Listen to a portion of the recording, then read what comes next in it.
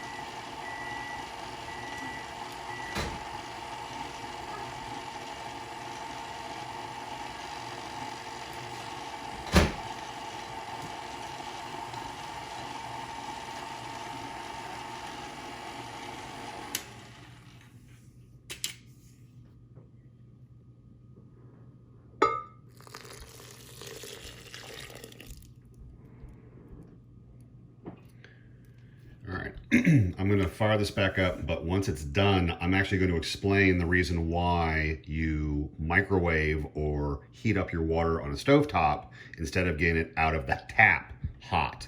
So I'll explain that in a second.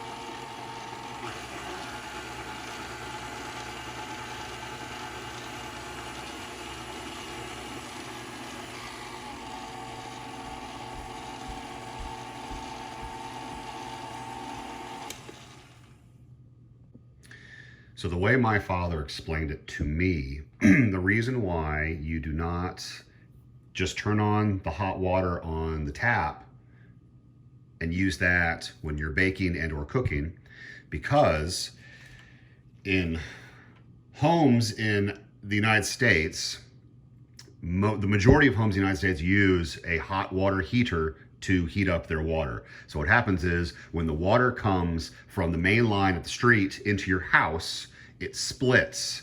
It goes in one of two places. It goes from the cold water line or into the hot water line, and the hot water line has to go into the hot water heater for it to heat up the water. So then as the hot water heater fills up and it gets the water hot and you start to use your hot water through your pipes, I'm sure many of you noticed or have noticed that if you take a long shower, the hot water dissipates, you don't have as much left. It's because you have a limited supply. That's a whole separate conversation because there are ways where you can have hot water on demand. This isn't part of that story. I'm going down a weird rabbit hole. So coming back.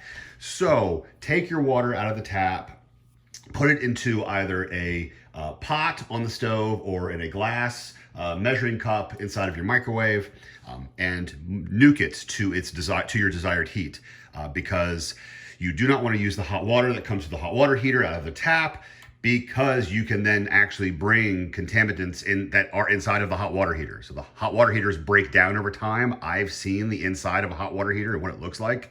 It's real flaky, metal, gross, disgusting. Now, our faucets are designed to actually have little mesh screens to trap some of that debris, but it does get through. So just as a small precautionary piece of advice, if you're gonna use hot water when you're cooking, do not get it out of the tap. Get cold water out of the tap, heat it up on the stove or the microwave. That's all. I'll stop talking about that subject. Moving on.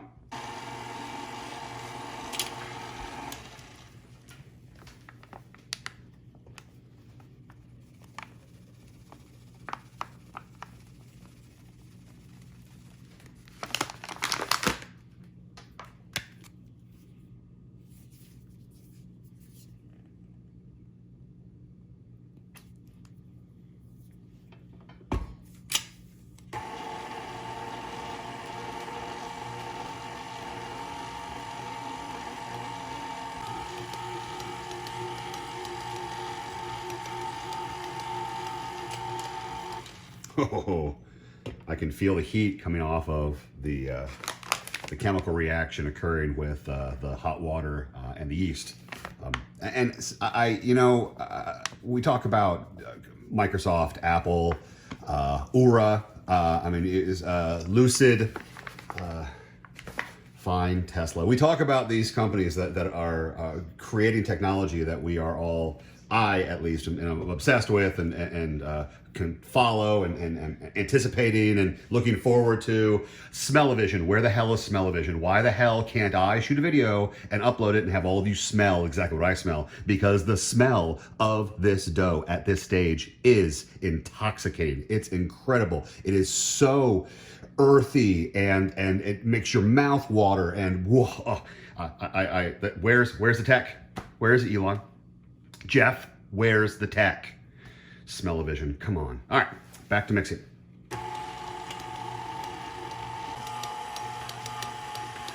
All right, so I'm almost there. It's getting a bit gloopy sticky. Here, check this out. So that consistency, it's still a little, that's too gloopy. You need to add, so Yes, I haven't been measuring out my cups. I opened this video with, there's not gonna be a whole lot of talking. I'm just gonna kind of wing this because I've already done a pizza video. So I haven't been measuring. Shame on me. So what are we gonna do? We're gonna add more flour. We're gonna keep on going because this is not the consistency we want yet. I mean, I could let this proof and I could bake this. It would be really thin dough, but not thin dough, like in a thin crust, like in a good way. All right, let's see if this corrects the gloopy doughness.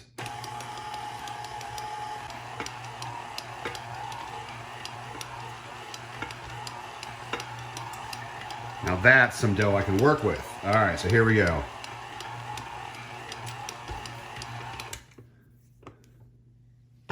Now that's the consistency we're going for. Okay, sweet. All right, let's prepare to pound this out.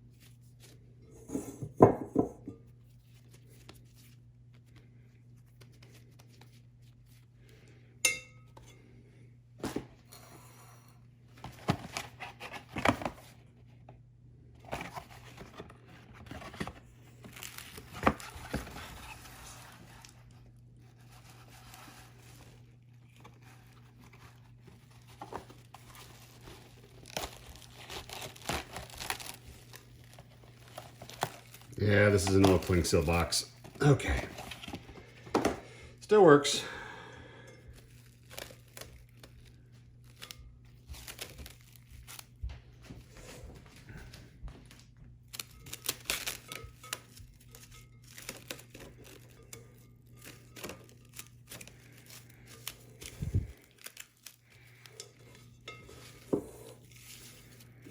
Okay. All right, and that's gonna sit, I don't know, 3-4 hours. So we'll come back and see how much we've grown. You know, actually, what I can also do is, we can also take a little different angle of a view on that.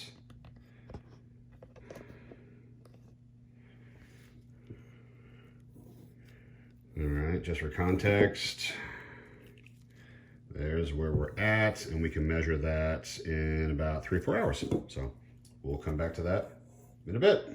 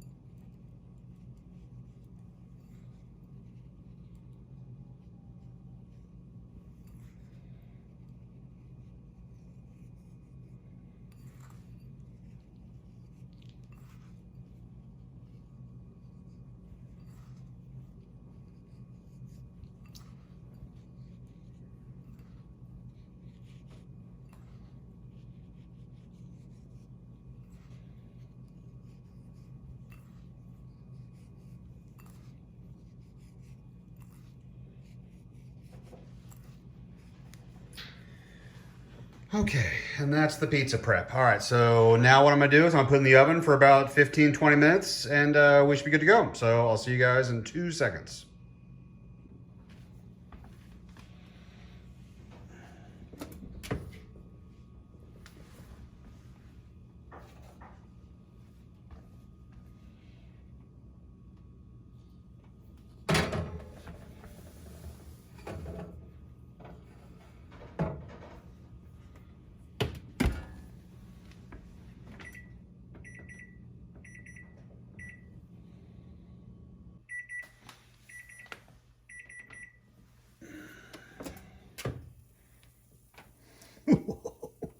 Well, that looks pretty neat. All right, we're gonna give this 2 more seconds. And by 2 more seconds, I mean 2 more minutes. And we're gonna spin the pizza around. So before we broil this, I put 2 more minutes on the clock. It's at 4:25. All right, it's 1:40. Be right back. All right, I've got 30 seconds left, but I wanna check. Never hurts to check. Oh golly, still looks pretty great. Let's spin this one more time. I mean, but dang me, that looks pretty gosh darn good, but I might have added a little too much flour, meaning I'll just need a little extra time. So I'm actually gonna stack 2 more minutes again on this. So, all right, we'll let this end. Okay. And add 2 more. All right, be back in 2 minutes. Okay, well, the last stage here is to broil this. And I'm gonna argue it's time to broil. All right, let's get this, let's get that cheese bubbling. All right, so we're going to set our oven to broil. I'm going to open her up. I'm gonna spin it around. And then I will see everyone in about a minute. All right, I'm broiling the top of the pizza. This is as close as I can physically get my camera without setting myself or the camera on fire. The very top of the screen, you can see the heat elements that are basically broiling, that are coming down on top of my pizza. So it looks pretty gosh darn good. I'm browning my crust beautifully. I am caramelizing all of that awesome spice that I added to it. My cheese is getting a little bit brown. All right, I'm gonna pull it out. We'll be right back. And there she is. She's done. She looks beautiful. All right, so let's point a few things out here, shall we? Look how enormous that is. Like I said, I commented that I might have added a little much with my flour. Someone must be here. Or again, it's Super Bowl day, so everyone's excited, even my dog. Okay, so this is about as far as we're gonna get on this with the dog barking in the background. I'm actually gonna take this out of the pan. I'm gonna cool it off. All right, everybody, go Chiefs! Happy Super Bowl day. Talk to you guys later. All right, it's out of the pan. It's cooling on the sheet or on the cooling rack. I am gonna take the pizza and I'm going to put it back into the pan to transfer it over to our friend's house so we can go watch the Chiefs beat up on the 49ers. So the dog interrupted my last send off, so I'll do it one last time. Go Chiefs. Happy Super Bowl day. Thanks for watching, everybody. I will see you later. I got a broken fish. I got a